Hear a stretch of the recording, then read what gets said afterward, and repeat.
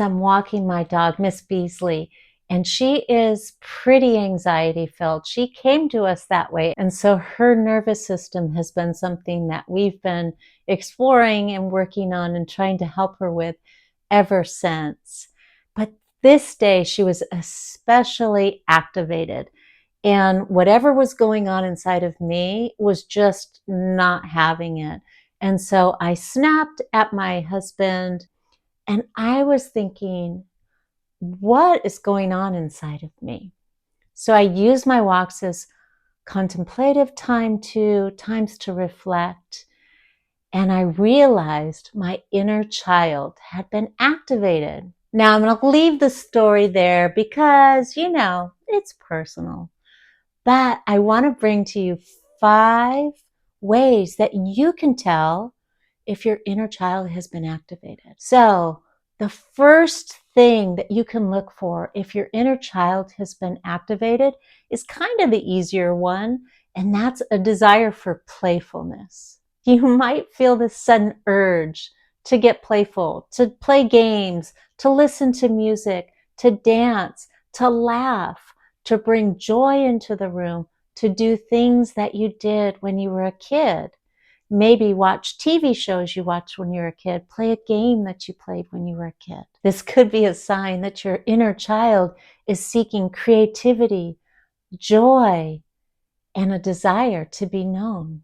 The second thing is you might be revisiting childhood memories more than usual. You may have frequent thoughts or dreams about your childhood. So these memories can be either positive or negative, and they can be maybe triggered by certain places or people or situations or holidays.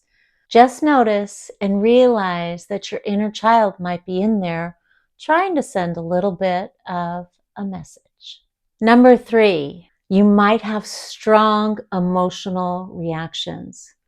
That's the one that happened to me on the walk.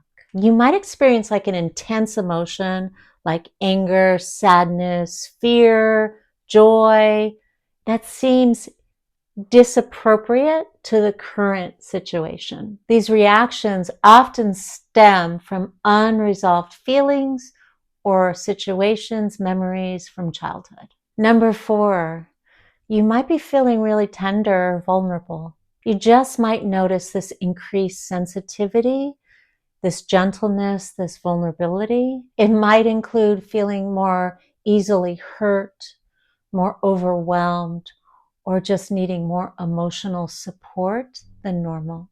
And the 5th one is seeking comfort and security. You might find yourself craving comfort, safety, security, nurturing, much like a small child would. It might manifest as desiring physical touch or verbal reassurance, or maybe with seeking out familiar comfort items for you or the safety of your routines. Remember, the first step is always just recognizing what's happening inside of us, because then we can go the next step to be able to bring comfort to ourselves. And if you need help with that, I recommend you watch this other video that's on the screen, and it'll give you some tips on how to do that.